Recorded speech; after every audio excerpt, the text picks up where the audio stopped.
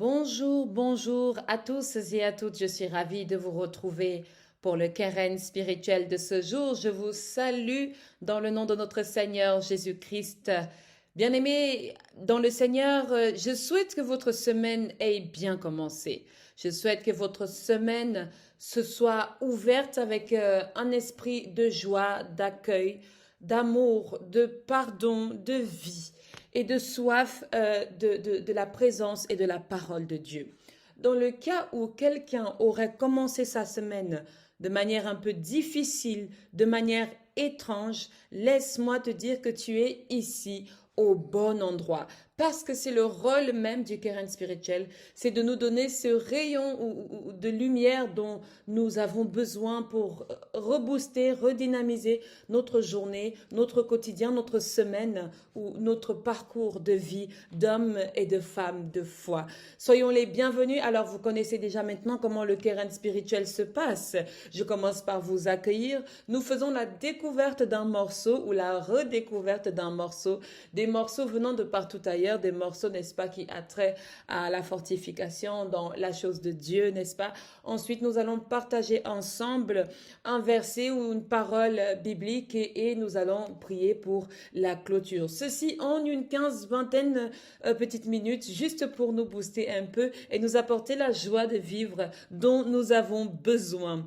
Amen. Nous pouvons commencer. Eh bien, cette semaine, je vous fais découvrir un artiste, musicien, chanteur qui s'appelle Timi Dakolo. Il chante pour nous Everything. Amen. C'est parti. Alors, n'hésitez pas à mettre le volume. Moi, je le fais pour vous, mais n'hésitez pas aussi à mettre le volume depuis votre maison où là, vous me recevez en ce moment pour que l'expérience soit d'autant plus réelle, n'est-ce pas? Partageons ensemble Timi Dakolo, Everything, Amen.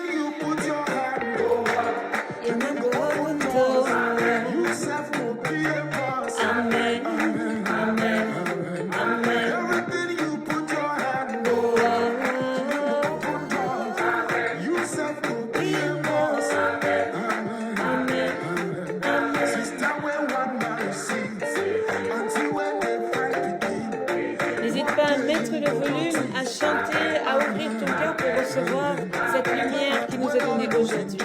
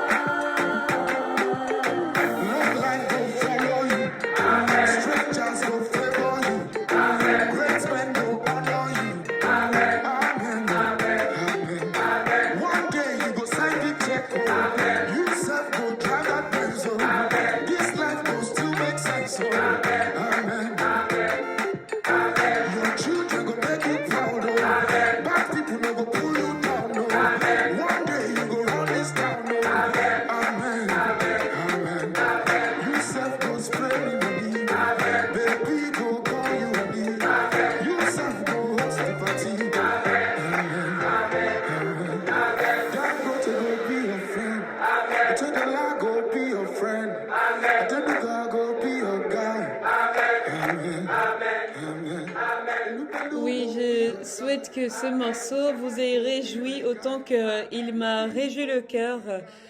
Simplement dans ce fait de pouvoir dire Amen à ces paroles de bénédiction, à ces paroles de victoire, à ces paroles d'accomplissement. Je souhaite vraiment que ce temps ait aussi été pour vous un temps pour vous ressourcer. Amen. Nous allons maintenant prier et après la prière, nous allons parler de Dieu. Nous prions. Seigneur, nous te disons encore merci. Merci parce que tu nous rassembles encore dans le Keren spirituel de ce jour. Merci parce que tu nous donnes de te recevoir, tu nous donnes d'être dans ta présence, tu nous donnes de pouvoir écouter cette parole en ce jour, ce temps de joie, ce temps de louange, ce temps d'adoration et ce temps où nous allons pouvoir entrer dans ta parole. Envoie sur nous, Seigneur, ton Esprit Saint. L'esprit de la révélation, l'esprit de la consolation, l'esprit de vérité, afin qu'il nous révèle ta volonté et ta vérité cachée dans les saintes écritures. Seigneur Dieu Tout-Puissant, viens nous aiguiller, Seigneur, viens nous montrer ce que tu attends que nous puissions faire, que nous fassions dans notre parcours. Et peut-être même que tu auras une parole de consolation pour quelqu'un aujourd'hui, une nouvelle à annoncer à quelqu'un aujourd'hui, dans cette journée, dans sa vie. Je t'invoque, Seigneur, en communion avec tous ceux-là qui reçoivent ce temps du Keren spirituel, pour que tu descendes dans notre vie et que tu prennes ta place dans notre cœur, dans ce temps du Keren, dans le nom de Jésus-Christ, nous avons prié. Amen, amen, amen. Bien-aimés dans le Seigneur, nous allons partager notre temps de la parole de Dieu aujourd'hui dans l'évangile de Matthieu. L'évangile de Matthieu, nous allons lire ensemble le chapitre 11, n'est-ce pas, du verset 2 au verset 6. L'évangile de Matthieu, chapitre 11, du verset 2 au verset 6. Je vais partager avec vous la version de Louis II, qui est ma version habituelle, mais nous allons aussi voir aujourd'hui la version Semeur, pour ceux qui ont la Bible Semeur. Donc je lis dans l'évangile de Matthieu, chapitre 11, versets 2 à 6. Il est écrit ceci. Jean, ayant entendu parler dans sa prison des œuvres du Christ, lui fit dire par ses disciples, « Es-tu celui qui doit venir ou devons-nous en attendre un autre ?» Jésus leur répondit, « Allez rapporter à Jean ce que vous avez entendu et ce que vous voyez. Les aveugles voient, les boiteux marchent, les lépreux sont purifiés, les sourds entendent, les morts ressuscitent et la bonne nouvelle est annoncée aux pauvres. Heureux celui pour qui je ne serai pas une occasion de chute. Amen. Nous partageons encore ensemble maintenant la version Semeur. Il est écrit, du fond de sa prison, Jean apprit tout ce que Christ faisait. Il envoya auprès de lui 2 de ses disciples. Ils lui demandèrent, « Es-tu celui qui devait venir ou bien devons-nous en attendre un autre ?» Et Jésus leur répondit, « Retournez auprès de Jean et racontez-lui ce que vous entendez et ce que vous voyez. » Les aveugles voient, les paralysés marchent normalement, les lépreux sont purifiés, les sourds entendent, les morts ressuscitent. La bonne nouvelle est annoncée aux pauvres. Heureux celui qui ne perdra pas la foi à cause de moi. Amen, amen, amen. Ce sont des paroles qui nous font du bien lorsque nous l'entendons particulièrement. Ça m'a fait du bien d'entendre que le Seigneur voulait nous parler dans cet évangile aujourd'hui. Alors, nous avons pour thème du Keren spirituel de ce jour la bonne nouvelle. Oui, c'est une bonne nouvelle pour nous aujourd'hui, que le Christ nous envoie, que le Christ veut nous faire ressentir. Il veut nous amener dans cet état où nous ressentons les bonnes choses qu'il a pour nous, où nous vivons les bonnes choses qu'il a pour nous. Nous recevons aujourd'hui la bonne nouvelle. Alors, je veux pouvoir discuter un peu avec vous et vous partager aussi certaines notions. La bonne nouvelle, le terme bonne nouvelle, nous vient en partie du grec, langue dans laquelle a été écrit bien sûr le Nouveau Testament. Et bonne nouvelle en grec se dit évangélion. évangélion qui est dérivé de la combinaison de deux mots. Celui de en, qui voudrait dire bon, n'est-ce pas, et de angelos, qui veut dire message, messager. Alors, à angelos, on a mis le préfixe de en. Donc, en angelos voudrait dire en fait le bon message. Le bon message qui se transforme bien sûr maintenant par la bonne nouvelle. Amen. Nous recevons la bonne nouvelle. Évangélion, qui vient aussi justement des évangiles. Quand on dit les évangiles, donc les 4 évangiles, n'est-ce pas? C'est les 4 annonces de la bonne nouvelle. Amen. Nous recevons donc aujourd'hui dans le Keren spirituel la bonne nouvelle. Quelle est donc cette bonne nouvelle? D'abord, l'état dans lequel nous sommes. Il est écrit, bien aimé, que Jean ayant entendu parler dans sa prison des œuvres du Christ. Il a entendu parler étant en prison de ce que Christ était en train de faire, n'est-ce pas, dans le monde extérieur. Bien-aimé, je ne sais pas aujourd'hui comment tu te situes ou comment tu te sens, mais si quelque part dans le vécu que tu vis, dans ce que tu traverses, tu te trouves dans une situation qui ressemble à un emprisonnement, tu te trouves dans une situation qui a l'air de t'étouffer, dans laquelle tu as l'air de suffoquer, dans laquelle tu ne vois plus le monde extérieur, l'ouverture aux choses de Dieu, l'ouverture à la grâce de Dieu, l'ouverture à la manifestation de Dieu, n'est-ce pas? Tu es en train de vivre une situation difficile et parfois on devient tellement emprisonné qu'on ne voit plus la lumière. On ne voit que les ténèbres des murs de notre prison, les ténèbres des murs de notre devoir social, ou notre devoir familial. Je vais dire aussi ainsi notre devoir professionnel. Dans tous ces compartiments, nous avons parfois l'impression d'être emprisonnés dans un système social qui ne nous laisse pas la liberté. Dans un système social qui ne nous laisse pas libres de nos mouvements, libres de croire même parfois.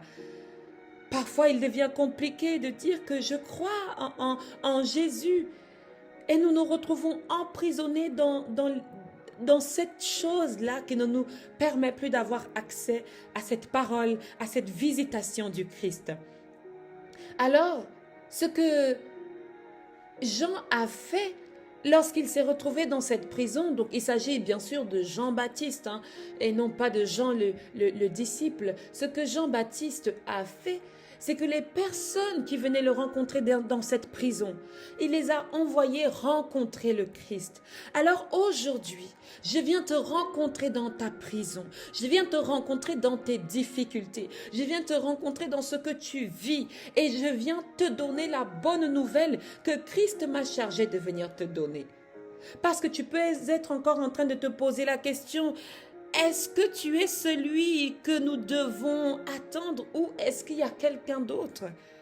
Es-tu celui qui doit venir nous sauver, venir sauver dans cette prison, venir nous sauver dans notre emprisonnement professionnel, dans notre emprisonnement d'obligations, parfois même associatives, parce qu'on peut être dans une association et on a des obligations qui deviennent de plus en plus chargées, de plus en plus lourdes. Alors tu dis à ton Seigneur: est-ce que tu es celui dont j'ai besoin? Je vais te donner la réponse, bien-aimé, toi qui me reçois. Oui, il est celui qui doit venir. Et il a une bonne nouvelle pour toi. Il me demande de venir t'annoncer que les aveugles voient, les boiteux marchent, les lépreux sont purifiés, les sourds entendent, les morts sont ressuscités, les morts ressuscitent. Amen. Dans la version de Semeur, on a vu cette particularité. Il dit: les paralysé marche normalement. Lorsqu'on est paralysé, on peut marcher, mais on ne marche pas normalement. Il vient de te dire que les gens sont en train de marcher comme ils devraient marcher, comme Dieu a prévu qu'ils devaient marcher. Alors, toi aussi, J'aimerais que tu reçoives cette bonne nouvelle en ce moment. J'aimerais que tu reçoives cette bonne nouvelle aujourd'hui. L'évangile qui a été donné à ceux-là dont la Bible il dit « Donnez aux pauvres, la bonne nouvelle est annoncée aux pauvres ».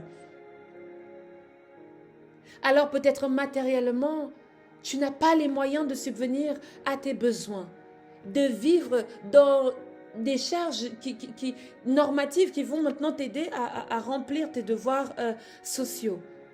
Bien-aimé dans le Seigneur, c'est à toi que j'apporte cette bonne nouvelle.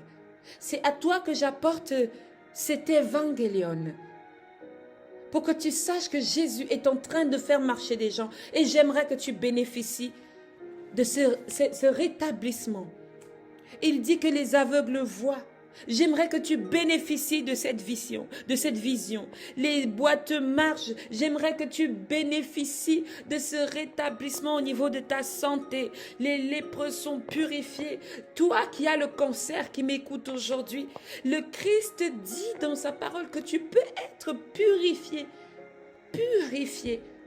Mais il dit à la fin de ce passage, heureux celui pour qui je ne serai pas une occasion de chute. J'aime beaucoup la parole qui nous est donnée aussi dans le semeur. Il dit, heureux celui qui ne perdra pas la foi à cause de moi. Qui ne perdra pas la foi à cause de moi. Jean-Baptiste, sa foi avait été mise à l'épreuve par son emprisonnement. Tu es emprisonné aujourd'hui et parfois tu as envie de perdre la foi. Tu commences à douter. Alors j'ai une bonne nouvelle pour toi aujourd'hui. Le Christ est là. Le Christ est là. Et heureux celui qui ne perdra pas la foi à cause des actions que le Christ est prêt à faire pour nous. Amen, amen, amen. Je souhaite que cette bonne nouvelle t'ait ravivé, t'ait galvanisé dans cette journée et que tu te sois rétabli dans le nom de Jésus. Seigneur, nous venons à toi maintenant pour toutes les personnes qui sont dans cette situation. Oui, Jean-Baptiste connaissait et avait déjà reçu les œuvres que tu devais accomplir, mais en ce moment-là, Jean-Baptiste avait besoin de cette certitude.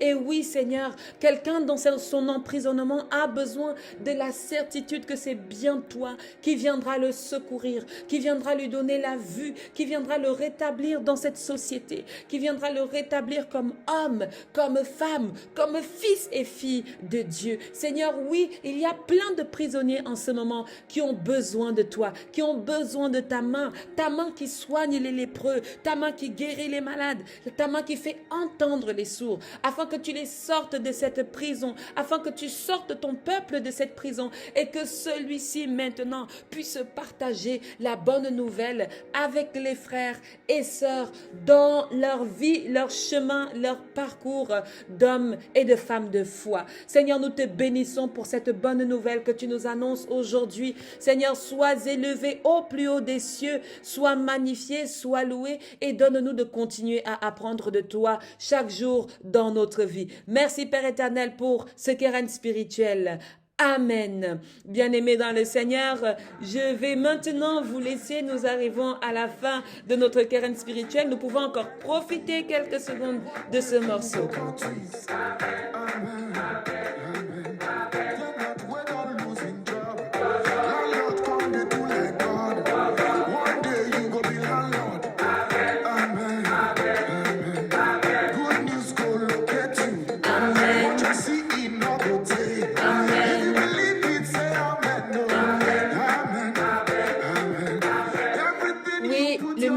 De la clinique spirituelle dans le programme du Keren spirituel vous souhaite une excellente semaine.